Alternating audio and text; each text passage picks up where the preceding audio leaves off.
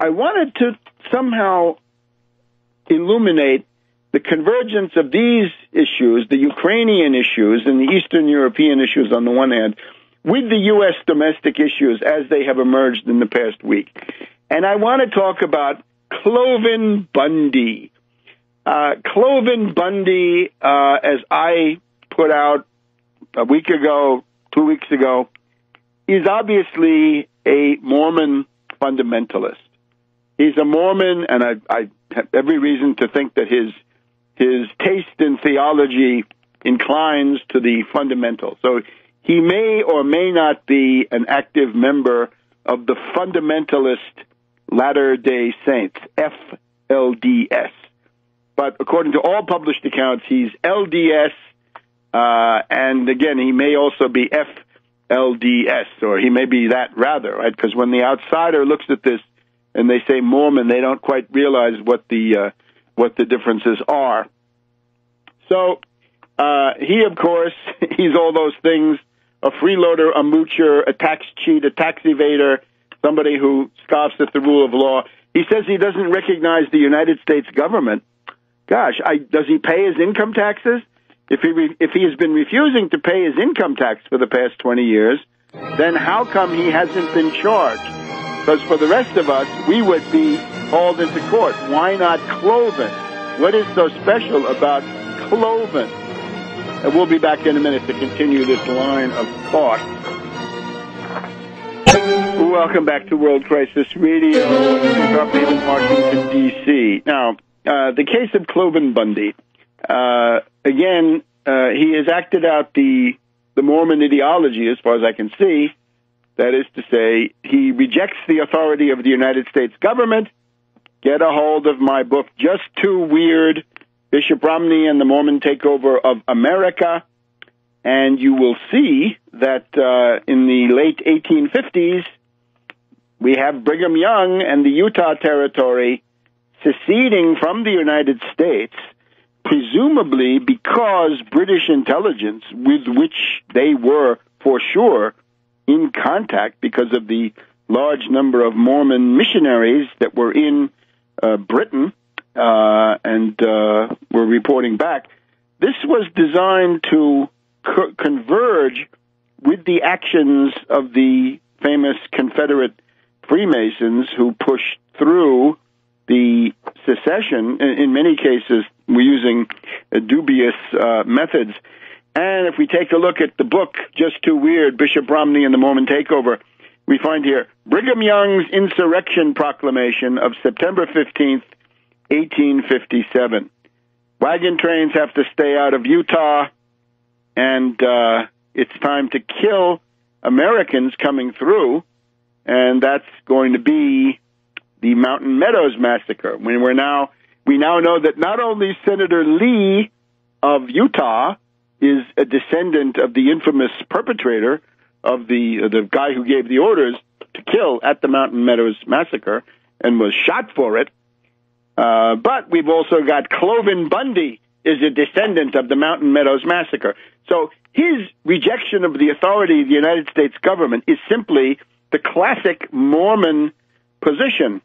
Brigham Young, of course, indicted for treason 3 times, but with a similar method, right? There were so many armed Mormon crazies out there that there was a reluctance to try to round him up, and that was going on, right? He was eventually tamed by the coming of the Union General Connor, an Irish Catholic, as the irony of fate would have it, who essentially kept him on a short leash during the Civil War. And then once the railroad was there, the United States was able to ship in enough troops at any time so that this entire Mormon militarized day-night operation had to cool it.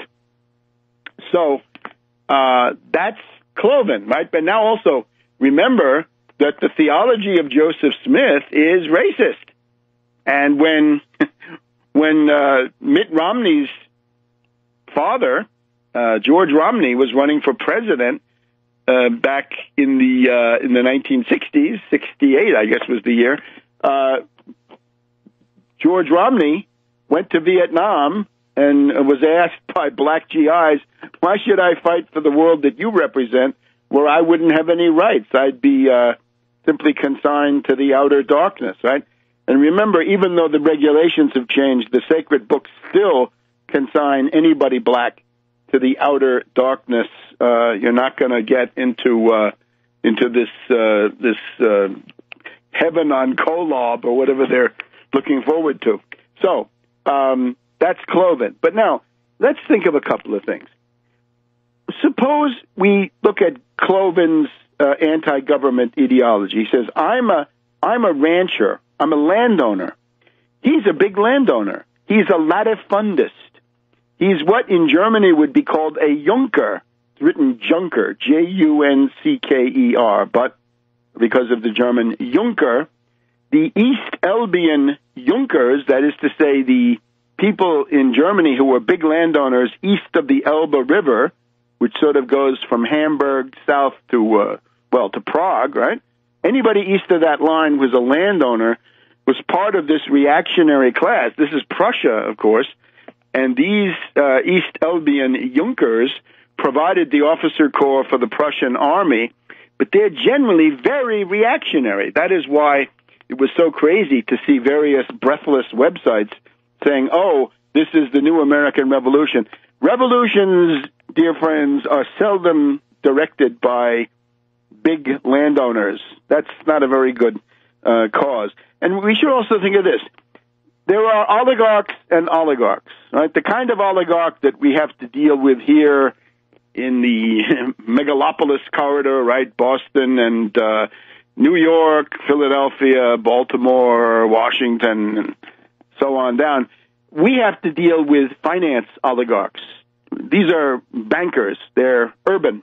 They operate in cities, although they've concocted an ideology for the rubes, the bumpkins, the hayseeds, and the sits who are out there. But the older kind of oligarch is a landowning oligarch. It's a latifundist. It's somebody with a big feudal estate. That's oligarchy in the older, more feudal method. So it's not surprising to see Cliven coming out with a typical sort of neo-feudal approach. He says, I deny the power of the central state. I accept the power of the local entity. Of course, the local entity is much weaker, and as we've seen, it's much easier for a great oligarch to bend the local state to his will, right? He had Senator Heller endorsing him. Now, I can't not mention the high comedy of the reactionary Republicans who endorsed Cliven, who are now running for the hills because of Cliven's racist tirade of this week, and in particular, that man of principle, Rand Paul, who has been backtracking. Little Rand has been backtracking on his anti-war position as the Republicans have gone ballistic on Ukraine, and they want to stop Putin.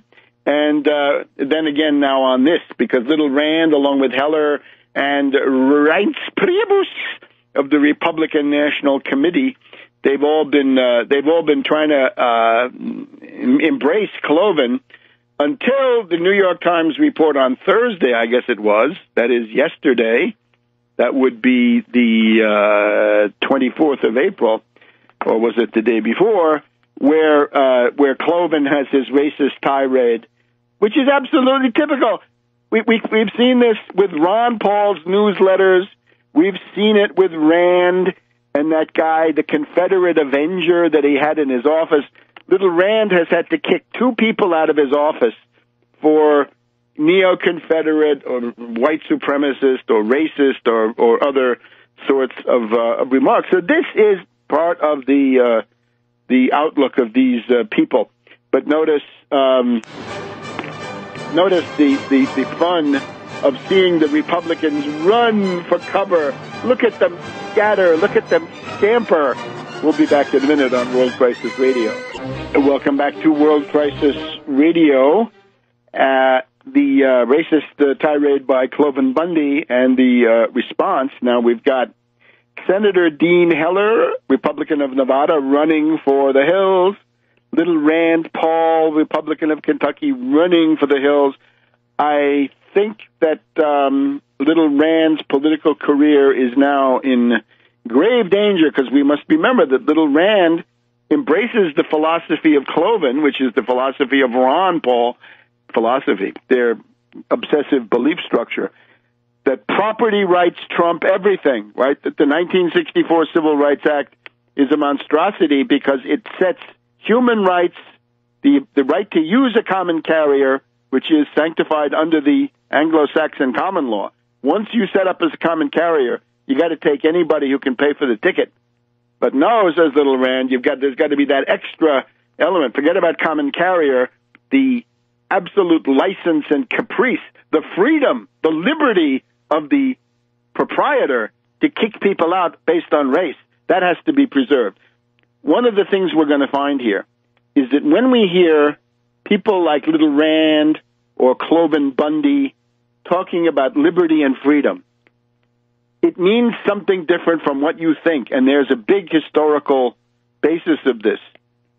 Liberty in the 1500s, 1600s, and in some places well into the 1700s, liberty and freedom does not mean what you think. It means special privilege enjoyed by one group at the expense of another. As I go through this historical recounting, which I'd now like to initiate today and try to continue it next week and perhaps beyond that. When you hear people talking about, say, Venice and the defense of Republican liberty, that doesn't mean what you think. It means the unlimited ability of the Venetian oligarchy to oppress its own people and defy the world, right? To the hatred of foreigners in that case. But when we come to the question of the Holy Roman Empire and what destroyed it, the people, the nobility and the princes of the Holy Roman Empire, country that does not exist, has not existed for 200 years, their program was German liberties. German liberties. What that meant was the right of the nobility to run wild with misrule and to impose that on everybody else. And then perhaps the most extreme example, the Polish Commonwealth or the Polish Republic, which disappeared around 1795 and was not heard of again until the Treaty of Versailles. The Polish Commonwealth, their idea, they even called it the Golden Liberty, the Golden Liberty. And it was the Polish liberty.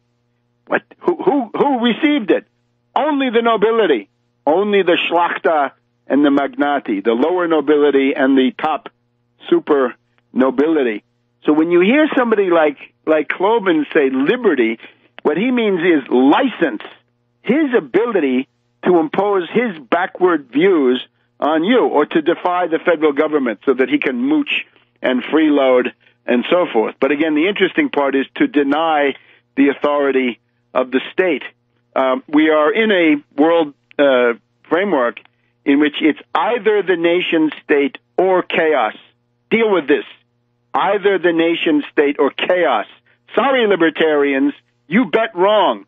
You bought into a doctrine that was imported by David Rockefeller and funded by the Koch brothers, and you are useful idiots. You are being strung along, and you'll rue the day if you live long enough and you can put the cause and effect together, which in many cases, of course, they can't do.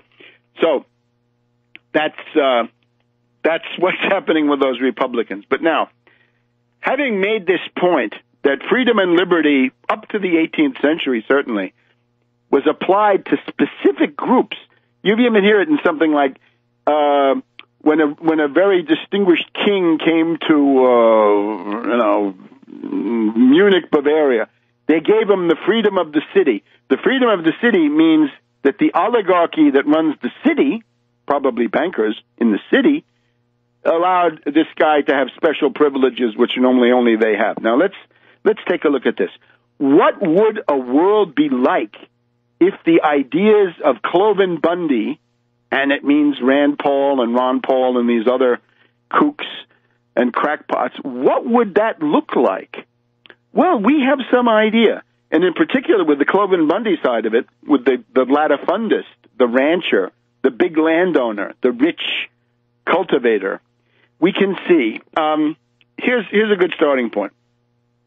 Take a look at a map of Europe as it was, say, in 1770. And what you're going to see is that Eastern Europe is essentially three big conglomerates. In the area where you'd expect to see Germany, it says Holy Roman Empire. And that is a crazy quilt of 2,000 different countries, microstates, mini-states, and so forth. Then you've got up to the southeast of that, the Ottoman Empire, the Turks. Some maps will also show you a very thin corridor, which was what was left of Hungary at that point. But the Ottoman Empire, the entire Balkans, the entire Crimea, the entire northern shore of the Black Sea, Greece, Anatolia, Turkey, all Ottoman Empire. And then, stretching from the Baltic Sea practically to the Black Sea, the Republic of Poland. So that's what you find. 1770, Holy Roman Empire, big. Republic of Poland, Commonwealth of Poland, big. Ottoman Empire, big. You look at that same map 50 years later, right, 1820, the Holy Roman Empire is gone, no longer exists. Finish, kaput. And Poland, which had been the biggest country in Europe, except for Russia, gone, disappeared, rolled over, and with not terribly much fighting involved. Then, of course, the Ottoman Empire driven back somewhat by the new states. And, of course, it's Prussia and Austria and Russia that carve up Poland and take significant chunks of the Ottoman Empire, and the Holy Roman Empire collapses. What is it that destroys these countries? It is the lack of a strong and functioning central government. It is neo-feudalism. And it's neo-feudalism for this reason.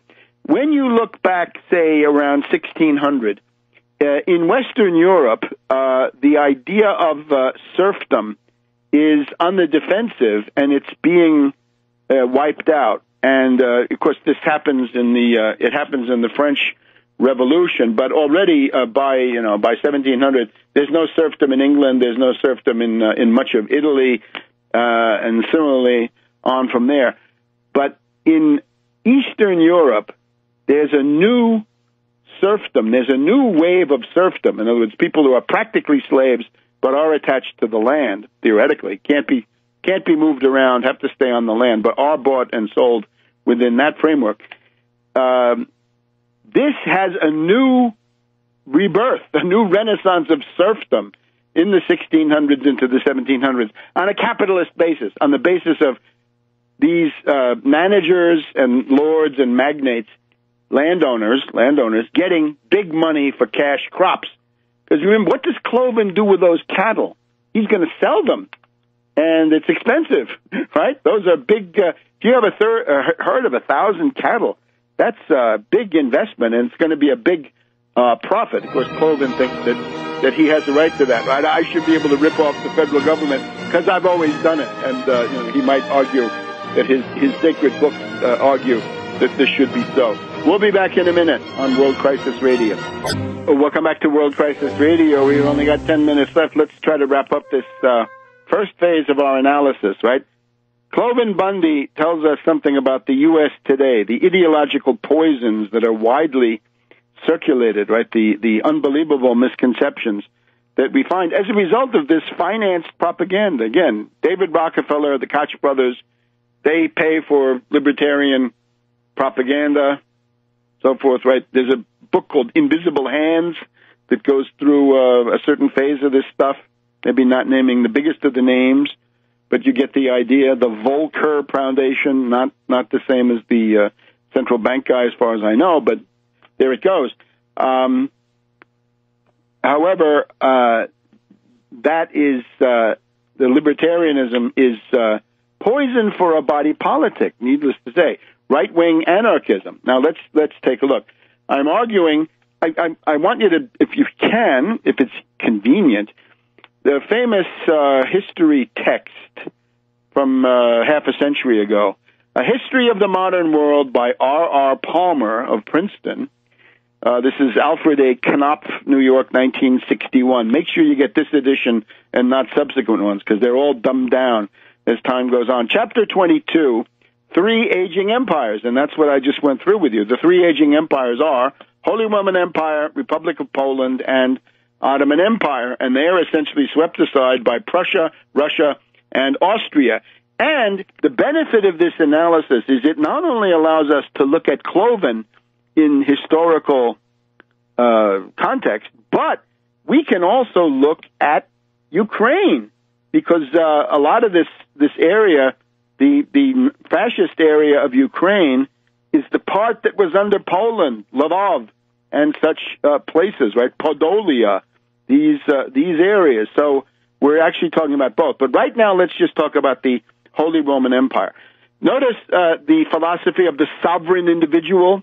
We had the Browns, Ed and Eileen Brown, with their notion that they were sovereign individuals. They didn't have to pay the federal income tax. I guess Cliven has a bigger, fortress, glacis area so that he can defend himself better. But the Browns, of course, they had a similar gaggle of armed militiamen around them, right? Government by armed gang in the service of rich people. I'm sorry. The 1920s and 1930s teach us that government by armed gang in the service of rich people is not conducive to a general welfare and to the general freedom and liberty of the entire population. I'm stressing this because I don't want you to think that liberty has the 17th century sense of special privilege. No. But let's look. What are the factors that determined the destruction in particular of the Holy Roman Empire and the Republic of Poland? Because those were the two that disappeared. Ottoman Empire was still there, although cut down. They had problems of their own. But let's look at this, because we're looking in particular at latifundists, what it's like if people of the Cliven Bundy type, large landowners, latifundists, if they get their way, and if they're allowed to weaken the central state with the help of bands of armed retainers. Now, let's look at the Holy Roman Empire. Let's look at it especially after the 30 Years' War, after the Peace of Westphalia. So we're now in the second half of the 17th century, right, 1650 to 1700. In Germany, we do have, of course, Leibniz, and Leibniz alone is enough to make this a golden age for the world, and we've got Bach. So between Leibniz and Bach, intellectually it's a golden age, but politically not too doggone good. And let's see what R.R. Palmer says about this, right? The obvious thing is what the Germans called Kleinstaaterei, little countries, little fragments. I hope you Scots take note. Don't take the plunge. You're going to regret it. You'll see. Here we go from R.R. Palmer. Quote, the low state of Germany in the second half of the 1600s was due mainly to old political evils. After the 30 Years' War, each state had sovereign rights. These states, and he's got states in quotes, numbered 300 or 2,000, depending on how they were counted. The higher figure, the 2,000, included the knights of the empire, Knights, right, with a K, the Reichsritter. So the higher figure of 2,000 includes the knights of the empire, found especially in South Germany and the Rhineland, so west and south. These were persons who acknowledged no overlordship except that of the emperor himself, right? But since the emperor, whom the knights regarded as their only superior, had in fact no authority, the knights were in effect private persons enjoying sovereign status. one-man countries, in effect. The last, and this is the epitaph, they were the last anomaly of bizarre neo-feudalism and distorted freedom, I would say, of bizarre neo-feudalism and perverted freedom, or freedom in reverse, because for most people it was oppression. But of course, poor R.R. Palmer, he was much too optimistic. He didn't reckon with Cliven and with the sovereign individuals, in other words, right-wing anarchists who think that they can deny the power of the modern state, or indeed the positive aspects. How can you say you love the Constitution and you hate the government that's based on it? If you look in Just Too Weird about Romney and the Mormons, you'll see that that's the classic Brigham Young position. We love the Constitution, but we hate this government. Something there doesn't quite rhyme. All right, so these knights of the empire. The knights, what is it like to be a sovereign individual? The knights had tiny estates of their own, averaging not over 100 acres apiece, consisting of a castle and a manor or two, enclosed by the territory of a larger state, but not forming a part of it. These free knights, or knights of the empire, had arisen in various ways. In Württemberg, in the southwest, the lords simply ceased to attend the diet, the assembly, and they won exemption from the duke's jurisdiction. They retired to their own domains, leaving the surface of Baden-Württemberg pockmarked with small units politically independent of it. It was as if in England, the peers, the members of the House of Lords, had lost interest in the House of Lords and had set up independently, each on his own estates, as a separate country. Since the emperor, again, he was far away, he had no power, these people were effectively one-man countries, completely heteronomic, completely sociopathic. So there were then 300 mini-states.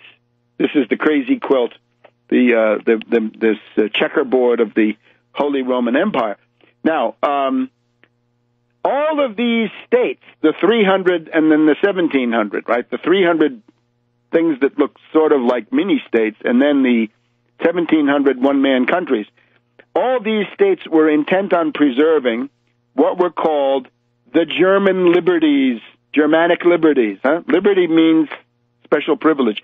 The Germanic liberties meant freedom of the member states from control by the emperor or the empire. The assembly, the imperial diet, the imperial congress of these oligarchs, possessed the power to raise troops and raise taxes, impose taxes for the whole empire, but this power was never used. So it means that one of the Germanic liberties is that landowners, like these imperial knights, pay no taxes. Sound familiar? Cloven?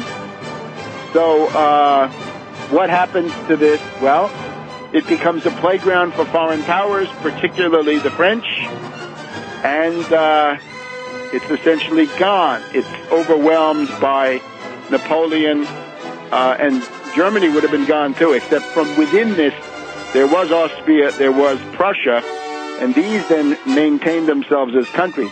For an even more chilling example, tune in next week. We're going to do the story of the Republic of Poland, and you'll get some insights into Zbigniew Brzezinski's thinking processes.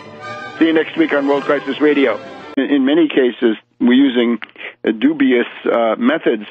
And if we take a look at the book, Just Too Weird, Bishop Romney and the Mormon Takeover, we find here Brigham Young's Insurrection Proclamation of September 15th, 1857. Wagon trains have to stay out of Utah, and it's time to kill Americans coming through, and that's going to be the Mountain Meadows Massacre. We now know that not only Senator Lee of Utah is a descendant of the infamous perpetrator of the guy who gave the orders to kill at the Mountain Meadows Massacre, a member of the fundamentalist Latter-day Saints, FLDS. But according to all published accounts, he's LDS, and again, he may also be FLDS, or he may be that rather, right? Because when the outsider looks at this and they say Mormon, they don't quite realize what the differences are. So he, of course, he's all those things: a freeloader, a moocher, a tax cheat, a tax evader, somebody who scoffs at the rule of law. He says he doesn't recognize the United States government. Gosh, does he pay his income taxes? If he has been refusing to pay his income tax for the past 20 years, then how come he hasn't been charged? Because for the rest of us, we would be hauled into court. Why not Cliven? What is so special about Cliven? And we'll be back in a minute to continue this line of thought. Welcome back to World Crisis Radio. I'm in Washington, D.C. Now, the case of Cliven Bundy. Again, he has acted out the Mormon ideology, as far as I can see. That is to say, he rejects the authority of the United States government. Get a hold of my book, Just Too Weird, Bishop Romney and the Mormon Takeover. I wanted to somehow illuminate the convergence of these issues, the Ukrainian issues and the Eastern European issues on the one hand, with the U.S. domestic issues as they have emerged in the past week. And I want to talk about Cliven Bundy. Cliven Bundy, as I put out a week ago, 2 weeks ago, is obviously a Mormon fundamentalist. He's a Mormon, and I have every reason to think that his taste in theology inclines to the fundamental. So he may or may not be an active over of America, and you will see that in the late 1850s, we have Brigham Young and the Utah Territory seceding from the United States, presumably because British intelligence, with which they were for sure in contact because of the large number of Mormon missionaries that were in Britain and were reporting back.